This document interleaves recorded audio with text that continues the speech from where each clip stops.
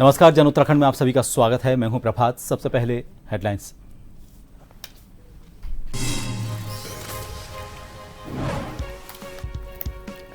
धराली के बाद अब थराली में कुदरती आपदा का कहर। मलबा आने से कई घरों को नुकसान, एक महिला का शव बरामद। मुख्यमंत्री ने बनाई हर स्थिति पर नजर।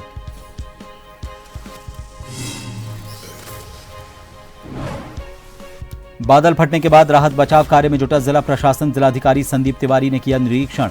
आपदा प्रबंधन सचिव बोले, सीएम की निगरानी में हो रहा रेस्क्यू।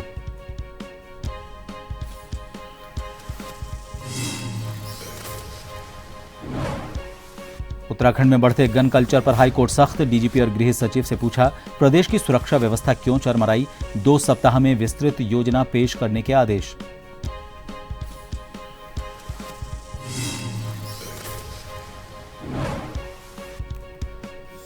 हरिद्वार में टोल प्लाजा पर किसानों का आंदोलन तेज। राकेश टिकैत ने संभाला मोर्चा। 28 अगस्त को महापंचायत का किया ऐलान। 1 हफ्ते में समाधान करने की दी चेतावनी।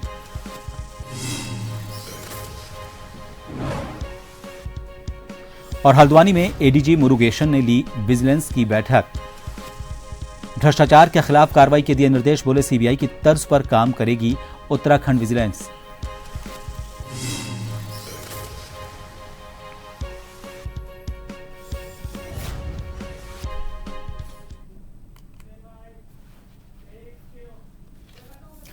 चमोली के थराली में बादल फटने से लोग दहशत में हैं। कई घर मलबे की चपेट में आ गए हैं। वहीं 2 लोगों की मलबे में दबने की सूचना है। इसके बाद मौके पर राहत और बचाव के कार्य किए जा रहे हैं। स्थानीय प्रशासन हालात पर नजर बनाए हुए है। बादल फटने से एसडीएम और नगर पंचायत अध्यक्ष की आवास और तहसील परिसर के अलावा कई घरों में मलबा घुस गया। हालात को देखते हुए जिला प्रशासन ने तहसील थराली तहसील के 12वीं तक के सभी विद्यालयों और आंगनबाड़ी केंद्रों में अवकाश घोषित कर दिया है।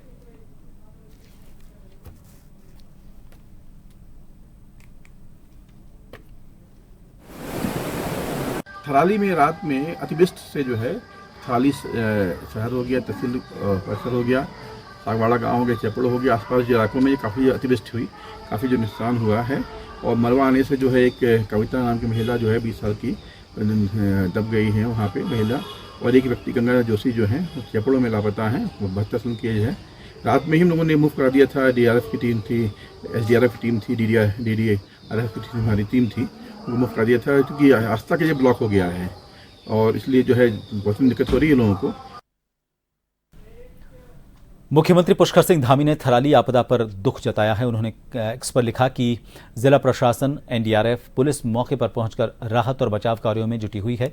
सीएम धामी ने कहा कि स्थानीय प्रशासन के संपर्क में हूं और खुद हालात पर गहन निगरानी रख रहा हूं।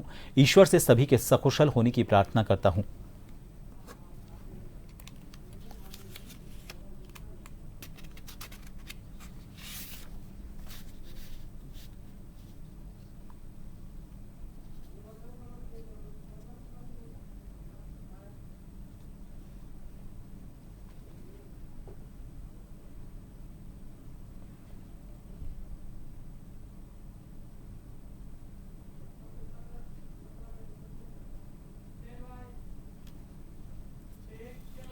थराली में बादल फटने के बाद जिला प्रशासन और राहत और बचाव कार्य में जुट गया है। जिलाधिकारी संदीप तिवारी खुद मौके पर मौजूद रहकर कामों का निरीक्षण कर रहे हैं।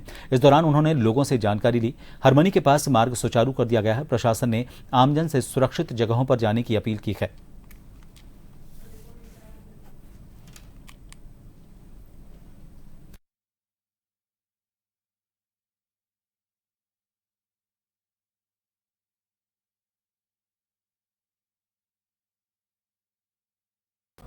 उत्तराखंड में लगातार हो रही बारिश से जनजीवन अस्त व्यस्त हो गया है। वहीं थरौली में बादल फटने की घटना पर आपदा प्रबंधन सचिव विनोद कुमार सुमन ने कहा कि मुख्यमंत्री पुष्कर सिंह धामी के निर्देश पर एनडीआरएफ, एसडीआरएफ, आईटीबीपी और स्थानीय पुलिस के जवान राहत और बचाव कार्य में लगे हुए हैं। मौके पर डीएम और एसपी भी तैनात किए गए हैं।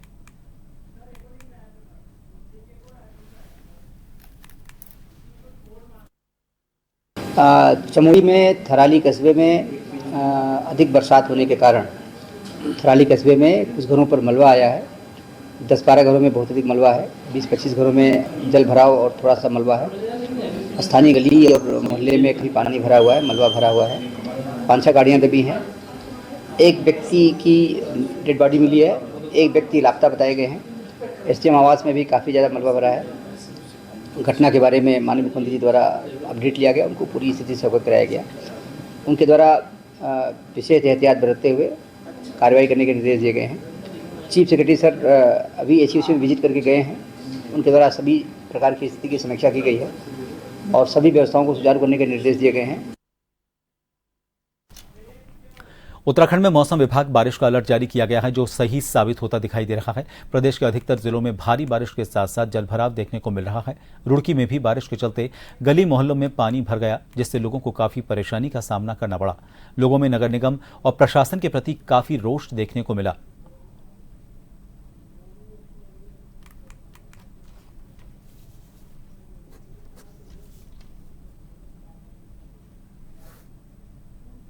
ट्रैक्टर वालों ने निकाला, मतलब प्रशासन तो कुछ कर ही नहीं सकती ना, जनता जनता के काम आ रही।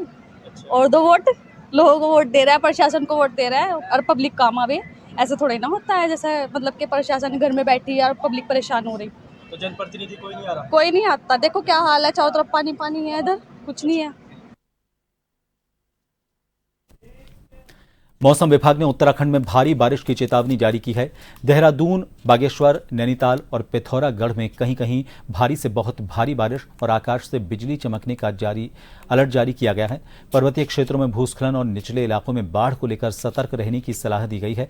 इधर डोईवाला में रात से ही मूसलाधार बारिश होने से लोगों का जीवन अस्त व्यस्त हो गया।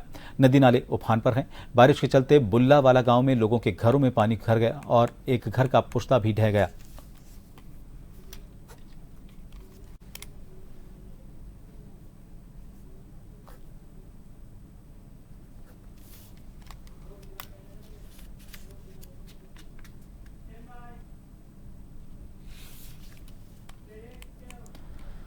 उत्तराखंड में मानसून ने फिर से रफ्तार पकड़ ली है। उत्तरकाशी के थराली आपदा से जूझ रहे प्रदेश में चमोली के थराली क्षेत्र में बादल फटने से भारी तबाही हुई है।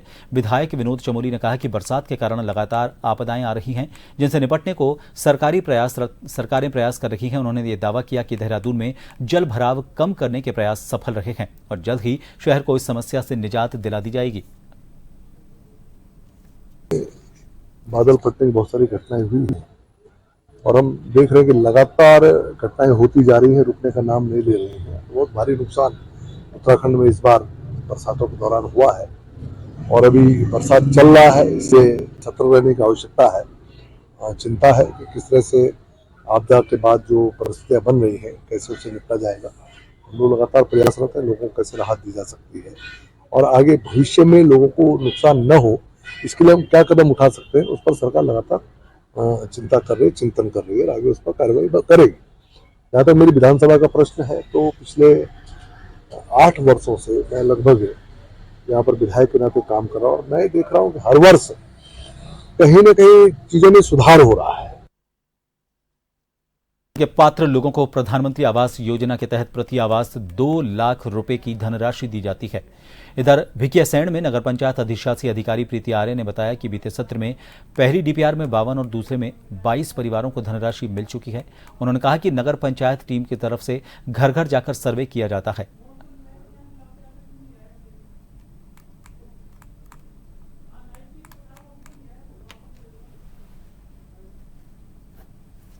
प्रस्ताव चल रहे हैं, अभी जितने भी आ रहे हैं पत्र आ रहे हैं, तो 2 तो हमने डीपीआर शासन को भेज दी गई है, अभी भी उसके चरण चल रहे हैं। अभी अब अप्रूवल करना हमारी तरफ से बाकी रह गया है, जिसका प्रोग्राम अभी चल ही रहा है। घर घर जाते हैं कि उनके पास मकान है या नहीं है। जैसे गवर्नमेंट के जो रूल्स हैं, उसके पास कच्चा मकान होना चाहिए, पूरे भारत में कहीं भी उसका खुद का मकान नहीं होना चाहिए। फिर बाकी उसके जो भी हैं डॉक्यूमेंट्स देखे जाते हैं, उसकी आय कितनी है, ये सब देख के तब हम चेकआउट करते हैं, तब जाके शासन को भेजे जाते हैं।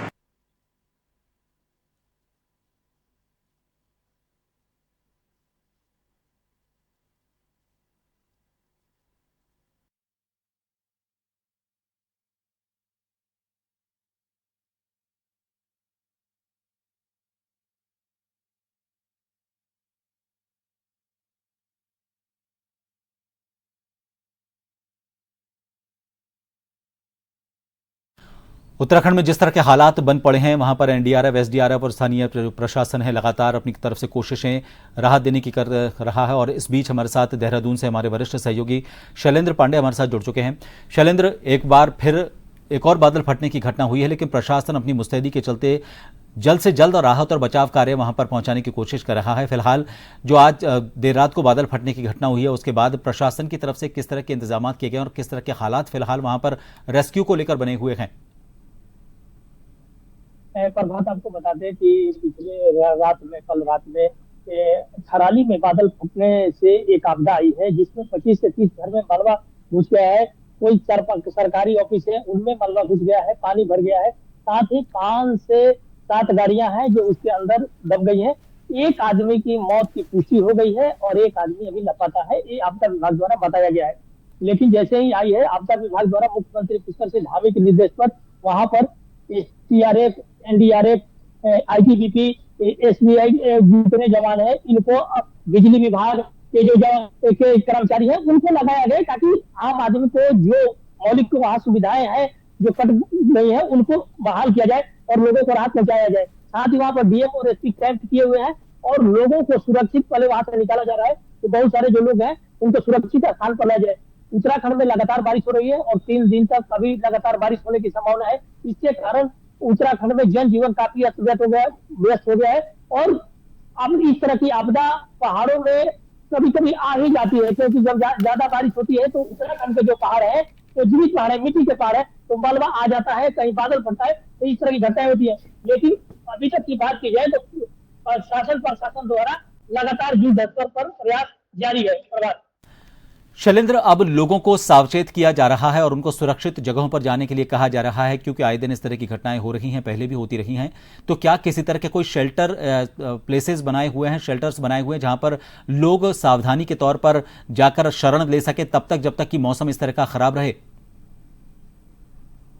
प्रभात, आपको बता दें कि उत्तराखंड एक आपदा प्रदेश है, हमेशा आपदा आता है, तो इसके लिए जो आपदा प्रबंधन है हर तरह की व्यवस्था पहले से करके रखता है कि जगह जगह पर जेसीबी का रखना, इस तरह का शेल्टर बना के रखना कि जब कोई आपदा, अचानक कोई आपदा है तो उस समय लोगों को शिफ्ट किया जाए और लोगों को राहत पहुंचाया जाए। तो इसके लिए सरकार की पहले से तैयारी रहती है ताकि क्विक एक्शन हो जाए, क्योंकि उत्तराखंड में ऐसी घटनाएं लगातार घटती रहती है।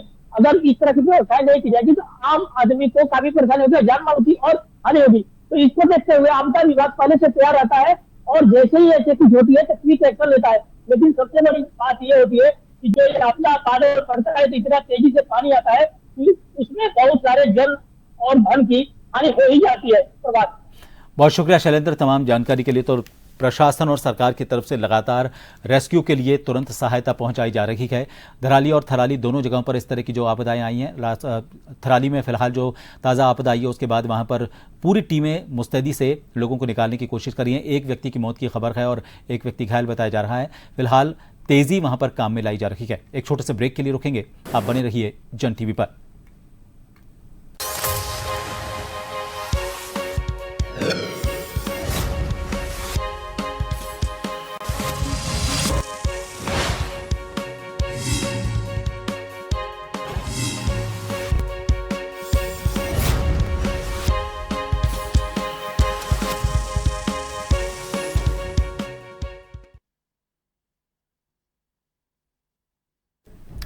ब्रेक के बाद एक बार फिर आप सभी का स्वागत है।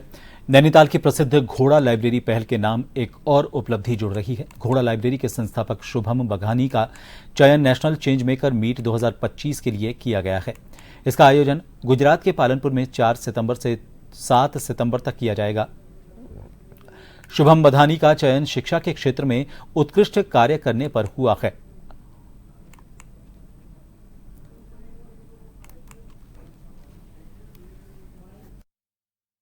जून 2023 से हम लोगों ने घोड़ा लाइब्रेरी की एक पहल दुर्गम पर्वतीय क्षेत्रों के लिए शुरू की थी, इस पहल को शुरू करने के पश्चात शुरुआत में बहुत सारी चुनौतियां हमारे सामने थी, लेकिन उन चुनौतियों से पार पाते हुए हम लोगों ने लगातार दुर्गम पर्वतीय क्षेत्र के बच्चों के लिए, लोगों के लिए, बुक कल्चर के लिए, पहाड़ में बुक कल्चर डेवलप करने के लिए हम लोगों ने घोड़ा लाइब्रेरी को निरंतर आगे बढ़ाया। और इसके साथ साथ हम लोगों ने कई सारी नूतन गतिविधियों को इसमें जोड़ा है, जैसे सामुदायिक बाल चौपाल हो या फिर गांव के पंचायत भवन में पंचायत लर्निंग सेंटर की बात हो।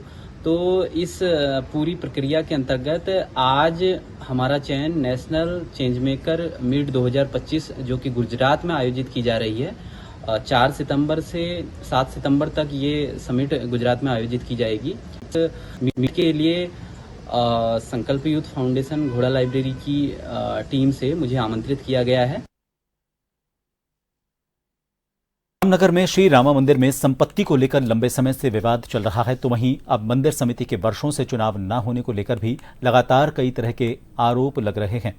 एसडीएम प्रमोद कुमार टीम के साथ मंदिर परिसर पहुंचे और जहां निरीक्षण करते हुए उन्होंने मंदिर के पुजारी और अन्य लोगों से वार्ता की। इस दौरान मंदिर परिसर में एक व्यापारी द्वारा मंदिर निर्माण का कार्य कराया जा रहा है, जिस पर एसडीएम ने रोक लगा दी और व्यापारी को बिना अनुमति निर्माण कार्य नहीं करने के निर्देश दिए।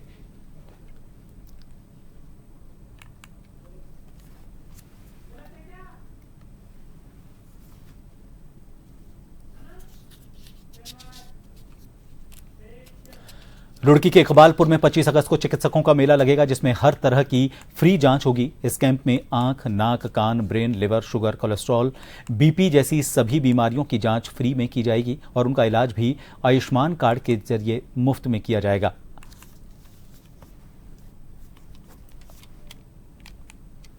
मैं सबसे पहले तो देवेंद्र दास महाराज जी सजादा गद्दी का तहे दिल से धन्यवाद करता हूं।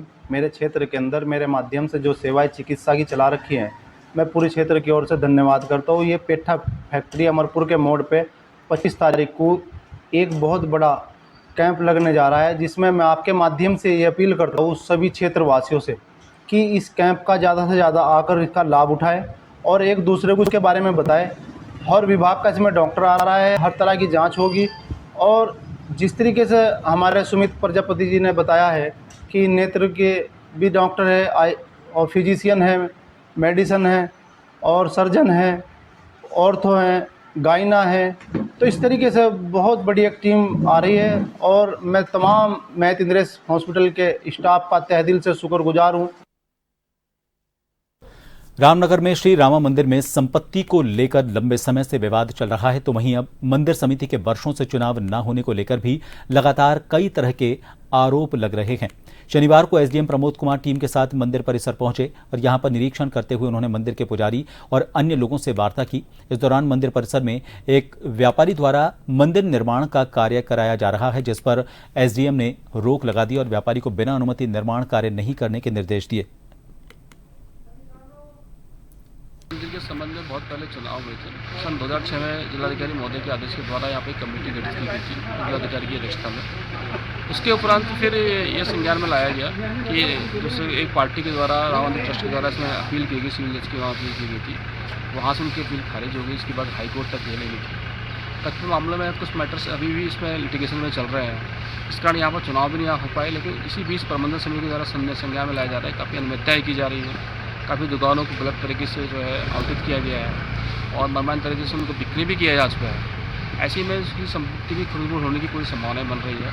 इसमें हमारे द्वारा अधिशासी अधिकारी को भी विकसित किया गया है कि वो सारी दुकानों की पूरी सूची बनाए और जो पदाधिकारी कब से कब तक यहाँ जो काम कर रहे हैं, जिनके द्वारा अभी भी आवंटन किया जा रहा है, उनको भी पूरा प्रकरण देखें, उनको नोटिस भेज करके सारी कार्रवाई करें। सर इसमें रामा मंदिर की संपत्ति के रिगार्डिंग पूर्व में भी उच्च अधिकारियों के द्वारा हम लोगों को निर्देशित किया गया था, जिस पे हम लोगों के द्वारा कार्रवाई अभी करी जा रही है। और आज भी जो है आज उप जिलाधिकारी महोदय के साथ एक निरीक्षण में हमें ये निर्देश प्राप्त हुआ है कि जितनी भी जो हमारी जो प्रॉपर्टीज़ हैं, इसके संबंध में हम लोग इसकी पूरी लिस्टिंग करें और पूर्व में किस प्रकार से इन संपत्तियों का ट्रांसफ़र हुआ है उसकी एक पूरी एक जांच बनाएं। और यदि किसी अधिकारी ने भी इस पर कुछ इन्वॉल्वमेंट रहा है तो उनके खिलाफ भी हम लोग पूरी रिपोर्ट बनाएंगे, कहाँ कहाँ पर ये प्रॉपर्टीज़ हैं, कैसे कैसे ये ट्रांसफ़र हुई हैं। तो इसके पूर्ण संबंध में हम लोग एक जल्द ही एक पूरी जाँच कमेटी बना के इसमें कार्रवाई करेंगे। सर पूर्व में कमिश्नर कमिश्नर महोदय द्वारा भी आपको आदेश दिए गए हैं, तो उस पर क्या कार्रवाई की गई? जी, पूर्व में भी अभी हमें कमिश्नर महोदय के द्वारा जो हमें आदेश दिए गए थे सर के द्वारा, तो उसमें भी हम लोग लगातार उस पर हम लोग काम कर रहे हैं।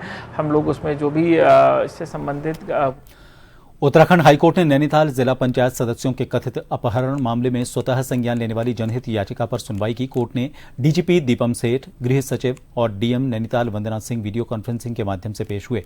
वहीं नैनीताल एसएसपी व्यक्तिगत रूप से पेश हुए। कोर्ट ने गृह सचिव और डीजीपी से पूछा कि आखिर प्रदेश की सुरक्षा व्यवस्था क्यों चरमरा गई। कोर्ट ने वर्चुअली वहां पर मौजूद डीजीपी दीपम सेठ और सचिव गृह शैलेश बगोली से प्रदेश में चल रहे गन कल्चर, निर्वाचित सदस्यों की सुरक्षा और अवैध खनन को रोकने के लिए 2 सप्ताह में विस्तृत प्लान पेश करने को कहा है। खंडपीठ ने अगली सुनवाई 12 सितंबर के लिए तय की है। सैनी आश्रम हरिद्वार के मामले को लेकर रोष बढ़ता जा रहा है। मंगलौर के झबरेड़ा तिराहे पर सैनी समाज के लोगों ने पूर्व मंत्री राम सिंह सैनी का पुतला दहन किया। आरोप है कि उन्होंने बिना सूचना फर्जी कमेटी बनाकर आश्रम की जिम्मेदारी अपने लोगों को सौंप दी। समाज का कहना है कि जब तक नई कमेटी सर्वसम्मति से नहीं बनेगी तब तक विरोध जारी रहेगा।